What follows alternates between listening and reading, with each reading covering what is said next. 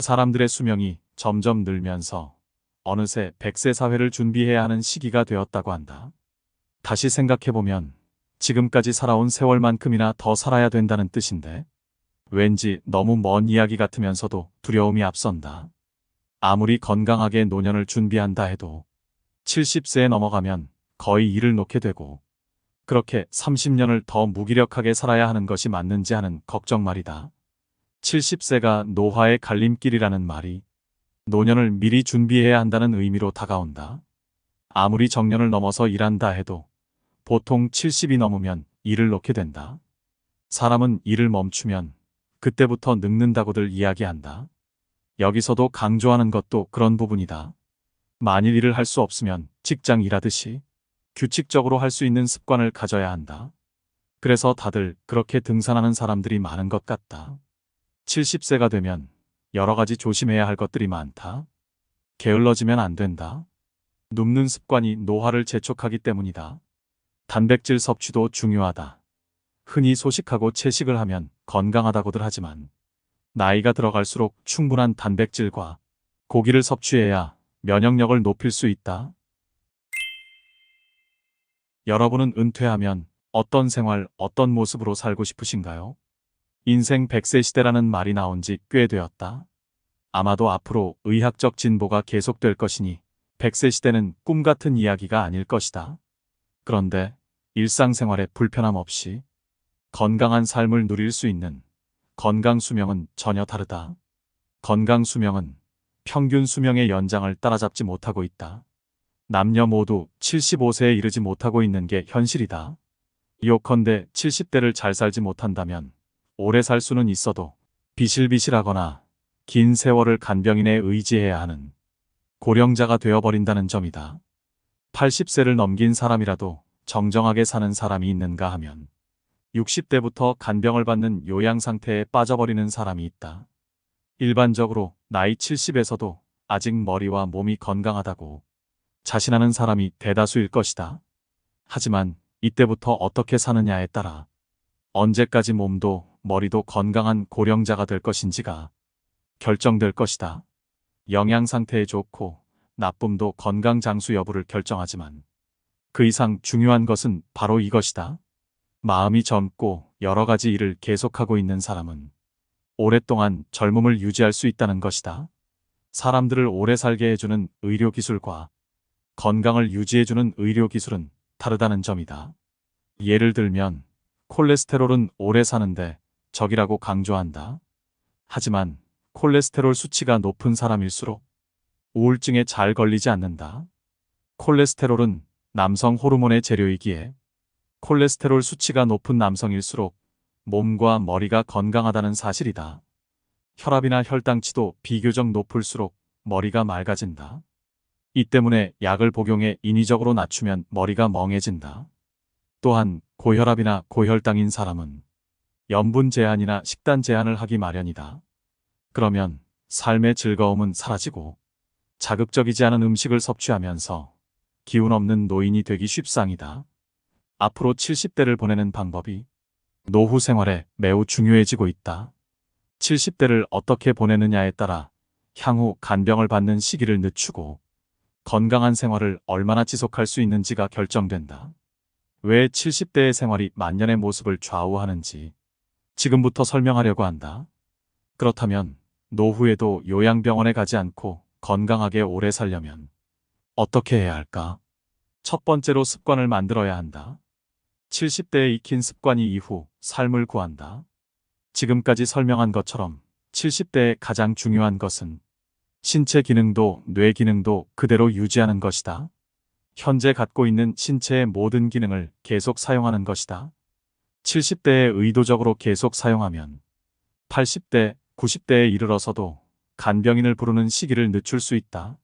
우선 활동량이 떨어지지 않도록 의욕 저하를 피해야 하며 전두엽과 남성 호르몬의 활성화를 촉진해야 한다. 그리고 70대 활동 의욕을 유지함과 동시에 계속 사용하는 습관 만들기가 중요하다. 70대의 습관 만들기가 중요한 이유는 많은 사람들이 70대 전후로 일을 그만두기 때문이다. 현역으로 일하고 있을 때는 루틴이 있기 때문에 필연적으로 활동할 수밖에 없다. 하지만 은퇴하면 바로 몸을 움직이거나 머리를 쓰는 일 따위가 없어진다. 즉, 이 시기부터 의도적으로 몸을 움직이고 뇌를 사용하려고 습관화하지 않는다면 운동 기능도 뇌 기능도 계속 유지할 수 없게 된다. 또 70대 습관 만들기가 중요한 이유가 있다. 70대에 시작한 습관은 80대 이후에도 평생에 걸쳐 지속되기 때문이다. 예를 들어 70대에 평소부터 걸으려고 노력해서 산책 습관이 몸에 밴 사람은 80세가 되어도 계속하려고 한다. 70대에 수영을 하고 등산할 것을 맘먹고 습관화한 사람은 80세가 되어도 체력이 남아있는 한 계속할 것이다. 만일 신체 기능상 등산을 할 수 없게 되면 그것을 대신할 무언가를 해서 몸을 움직이려는 마음가짐은 평생 계속될 것이다. 운동뿐만 아니라 연극이나 회화, 바둑장기, 낭독 등의 취미 활동도 70대에 습관화된 사람은 80대가 되어도 거의 그만두기 어려울 것이다. 햇볕을 쬐는 습관이 사람을 젊게 한다. 날이 좋은 날 공원에 가보면 노인분들이 일광욕을 하는 것을 많이 볼 수 있다. 좋은 습관이다. 왜냐하면 햇볕을 쬐면 세로토닌이 생성되고 그런 습관이 우울증을 예방한다. 적당한 일광욕을 하는 습관도 의욕 저하를 방지하는 데에는 아주 효과적이다. 앞서 설명한 대로 사람의 의욕과 밀접한 관계가 있는 뇌 속 물질 세로토닌은 빛을 받으면 다량 생성되기 때문이다. 뭔가 고민이 있어 방 안에서 생각에 잠겨 있으면 기분도 가라앉는다. 하지만 밖에 나와 햇볕을 받으면 기분이 가벼워지고 밝은 기분을 되찾을 수 있다. 이 또한 뇌 속에서 세로토닌이 작용을 하고 있기 때문이다. 우울증 있는 사람은 세로토닌이 부족하다고 알려져 있지만 치료법 중에 광요법이라는 것이 있다. 인공적인 강한 빛을 일정 시간 받는 요법이지만 증상 개선에는 효과가 있다. 그만큼 빛은 인간의 뇌와 기분에 깊이 관련되어 있다. 빛을 쬐는 것으로 세로토닌을 증강시키면 기분을 가볍게 하고 의욕을 증진시킬 수 있다. 단, 일광욕이 중요하다고 해도 굳이 뭔가를 할 필요는 없다. 고령자는 자외선에 의한 기미가 남기 쉽기 때문에 일부러 의자에 앉아 선탠을 할 필요는 없다. 하루 한 번은 방 밖으로 나가 햇볕을 받으면 그만이다. 가장 손쉬운 방법은 산책이다. 일 없이 산책하는 것이 싫은 사람은 마트에 가서 쇼핑하는 것도 한 방법이다. 어쨌든 하루 종일 방 안에 있는 것만은 피하고 낮에 밝은 빛을 받는 습관을 들이자. 이것만으로도 고령자가 의욕 감퇴를 막는 매우 효과적인 방법이다. 또한 햇볕을 받아 만들어진 세로토닌은 밤에 뇌 속에서 멜라토닌이라는 호르몬을 생성한다. 이 멜라토닌은 수면 호르몬이라고도 불리며 수면과 깊은 관련이 있다. 흔히 고령자가 되면 잠이 얕아지거나 불면증을 호소하는 사람이 많이 있는데 이는 멜라토닌이 감소하기 때문이다. 젊을 때는 얼마든지 잘 수 있지만 나이가 들면 수면 시간이 줄어드는 경향이 있다. 아침 일찍 눈을 뜨게 되는 것도 나이가 들수록 멜라토닌이 줄어들기 때문이다. 그러나 노화에 따라 멜라토닌이 줄었다고 해도 낮에 햇볕을 쬐어 멜라토닌을 보충할 수 있다. 낮에 많은 세로토닌을 만들어두면 밤에 멜라토닌이 생성되기 때문이다. 멜라토닌이 증가하면 숙면을 취하게 되고 불안감도 없어지며 우울증 예방도 된다. 발랄한 70대, 80대를 살기 위해서는 멜라토닌은 매우 중요한 뇌 호르몬인 것이다. 새삼스럽게 일광욕 시간을 만들 필요는 없지만 어쨌든 낮 동안 집 밖에 나와 햇볕을 받는 습관만은 만들자. 그리고 70대가 되면 적어도 밖으로 나가는 습관을 줄여서는 안 된다. 코로나가 걱정되더라도 사람과의 거리를 두면서 가급적 외출 습관을 유지하도록 해야 한다. 두 번째로 어떤 일을 하더라도 은퇴하면 안 된다. 70대의 생활 방식은 참으로 중요하다. 간병을 받는 환자가 되는 시기를 가급적 늦추고 80대 이후에도 건강하게 보내기 위한 마지막 활동기이기 때문이다.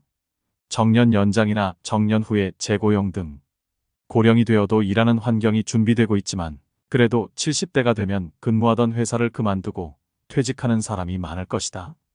70대 때 단번에 늙는 사람은 전형적으로 은퇴한 직후부터 일체 활동을 그만두는 경우이다. 지금까지 열심히 일해왔기 때문에 퇴직하면 이제 아무것도 하지 않고 집에서 빈둥빈둥 지내고 싶다고 손꼽아 퇴직하는 날을 기다리는 사람도 있다. 그러나 70세까지 현역으로 일을 하던 사람이 퇴직 후에 무엇을 할지 생각하지도 않고 은퇴하면 단번에 늙어버리는 일이 많다. 직장에서 일할 때는 책상머리 같은 루틴한 업무라도 통근하는 경우 생각보다 몸을 많이 사용하고 있다. 그런데 퇴직하고 나서 집에만 틀어박혀 있는 70대라면 약 1개월 정도 지나면 운동 기능 가운데 상당 부분이 저하되기 쉽다. 뇌 기능 측면에서도 일하고 있으면 매일 나름대로 지적 활동이나 다른 사람과 의사소통 등의 활동으로 다양한 상황을 접하게 된다. 반면 집에서 지내면 평소 뇌 활동이 없어지고 치매 위험도 높아진다. 특히 전두엽의 노화가 단번에 진행된다. 전두엽이란 창조적 능력이나 다른 사람에 대한 공감 능력, 예상치 못한 일에 대처하는 능력에 관여하는 부분이다. 이 부분이 노화되면 어떤 일에도 의욕이 생기지 않고 활동 자체를 귀찮아한다. 운동 기능의 저하와 뇌의 노화가 더욱 가속화될 것이다. 외형적인 인상에서도 발랄한 느낌을 잃은 기운 없는 노인으로 변모하게 된다. 그렇게 되지 않기 위해서라도 조만간 퇴직을 맞이할 단계라면 퇴직 이후 무엇을 할 것인지 미리 준비를 해둬야 한다.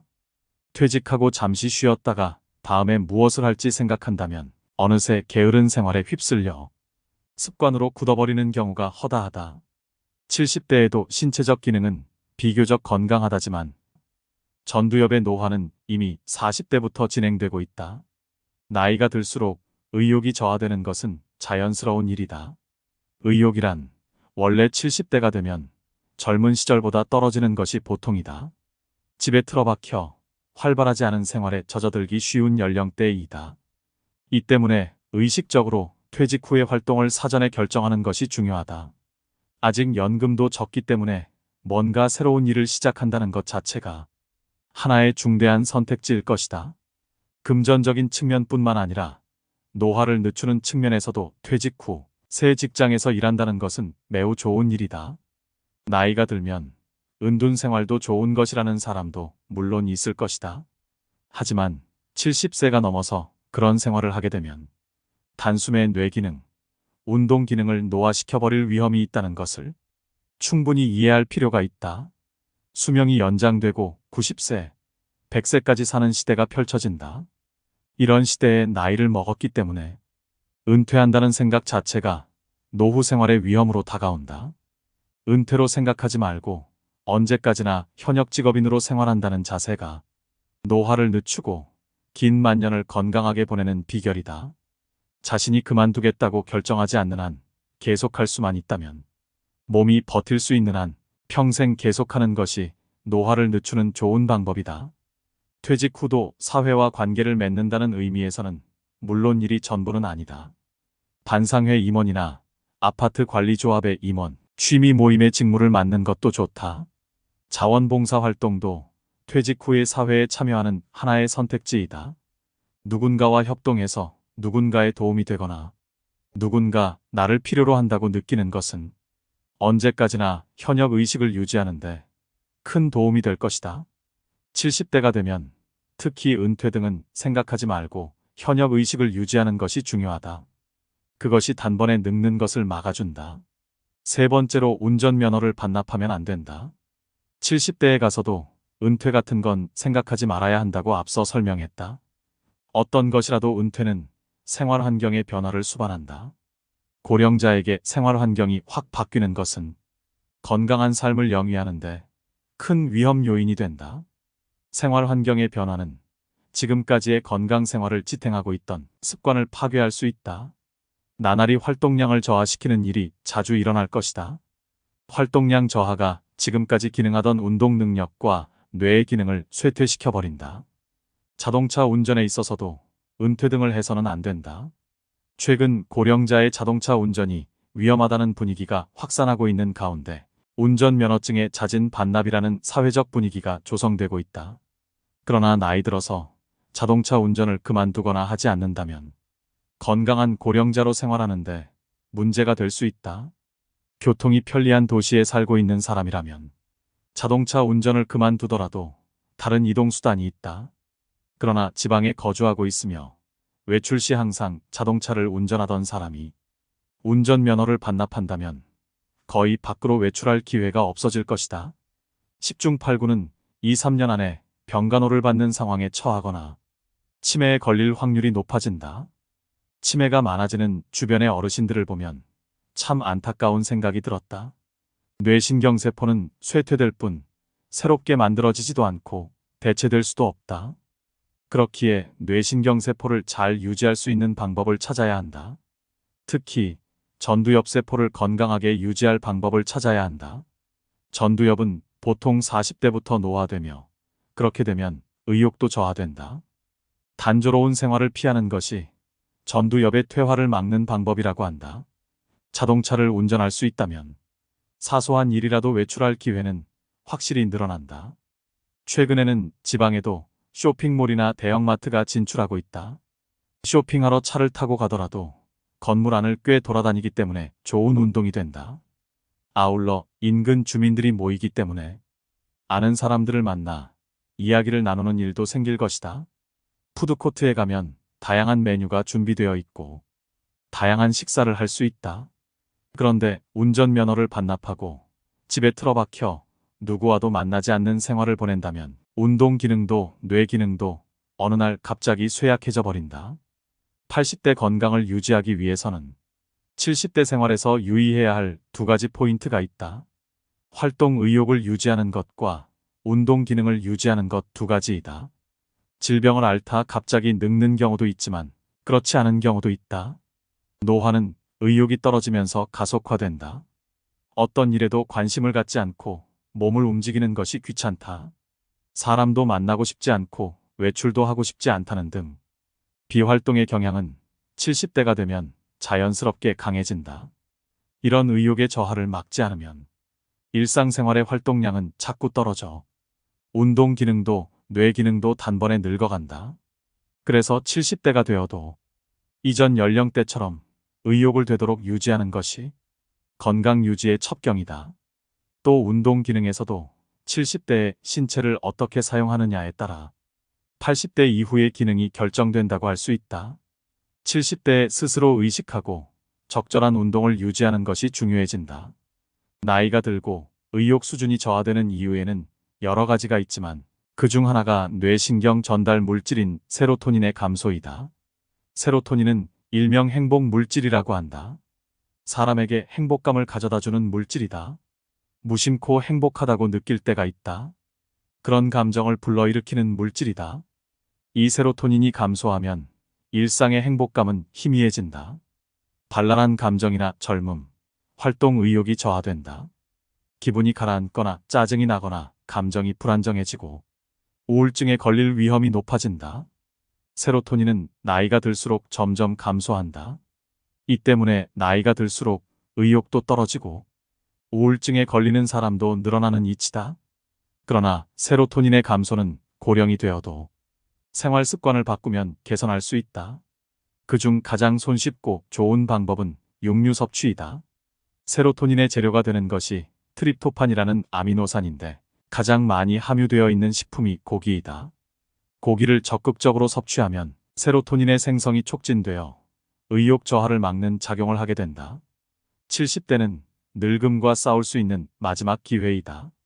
기나긴 세월 동안 노인의 기간을 건강하게 보내기 위해서는 우선 뇌의 기능을 어떻게 80대 이후에도 유지할지가 중요하다.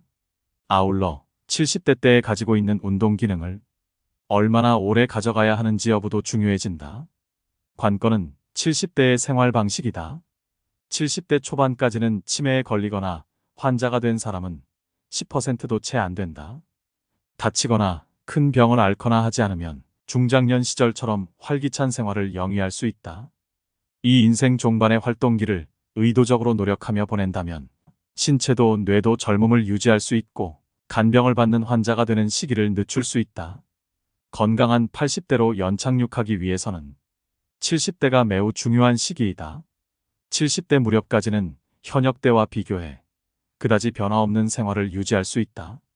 그러나 이는 80대 정도까지 상황이다. 80대를 넘기면 대부분 다 늙어간다. 늙음을 완전히 멈출 수는 없는 일이다.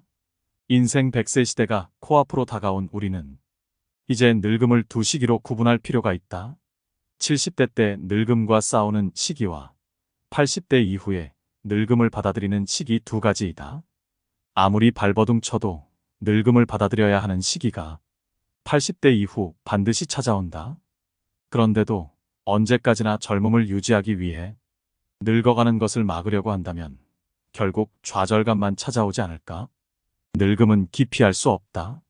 80대가 되고 85세를 넘었을 무렵에는 누군가의 손을 빌려야 하는 일도 많아진다.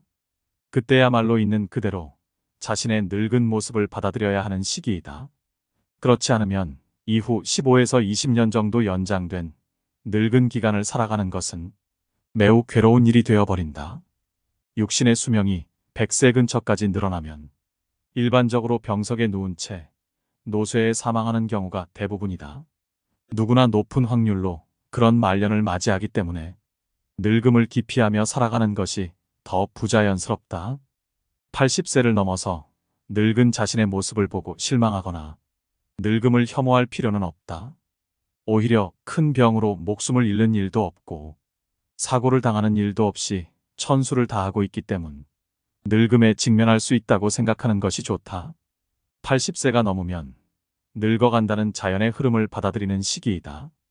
한편으로 70대는 사람들이 보다 건강해지고 한창 늙음과 싸우는 시기라고 할 수 있다. 70대의 건강한 상태를 유지하려고 노력하는 것은 효과도 있고 의미가 있다. 늙음을 받아들이는 방법은 사람마다 다르다. 젊음을 유지하고 싶다고 생각하지 않는 사람도 있다. 있는 그대로 자연스럽게 늙어가는 것이 제일 낫다고 생각하는 사람도 물론 있을 것이다. 늙었을 때 사는 방식, 받아들이는 방법에 정답도 없으며 사람마다 자유롭게 살면 되는 것이다. 다만 80대가 돼서도 건강을 유지하고 삶의 질을 유지하며 몸도 어느 정도 움직일 수 있는 것이 좋다. 젊은 시절의 맑은 머리를 유지하고 싶다면 70대는 늙음과 싸울 수 있는 마지막 기회이다. 이 시기에 매일매일 노력이 이후 찾아올 80대의 모습을 크게 좌우하게 될 것이다. 오늘 준비한 내용은 여기까지입니다. 예전에는 막연하게 어떻게 하면 장수할 수 있을까가 화두였다면 그런데 지금은 장수보다 어떻게 하면 더 건강하게 노년을 보낼까 하는 부분이 더 중요하다는 생각이 듭니다. 100세 시대에 아프지 않고 오래 살기 위한 내용의 핵심은 첫 번째로 습관을 만들어야 합니다. 두 번째로 어떤 일을 하더라도 은퇴하면 안 됩니다. 세 번째로 운전면허를 반납하면 안 된다는 것입니다. 여러분 먼저 작은 습관부터 만드는 건 어떤가요? 오늘 말씀드린 영상의 내용은 와다 히데키 저자의 70세가 노화의 갈림길이라는 책의 일부를 소개해드렸습니다. 여러 여건상 책의 일부밖에는 전달해드리지 못하고 사색의 밤에 주관적인 견해가 들어간 정보이니만큼 오롯이 저자의 뜻을 이해하시려면 책을 직접 읽어보시는 것을 권해드립니다. 소중한 시간 영상 시청해주셔서 감사합니다. 구독, 좋아요는 영상 제작에 큰 힘이 됩니다. 더욱 좋은 영상으로 찾아뵙겠습니다. 건강하고 행복한 인생을 응원하겠습니다. 사색의 밤이었습니다.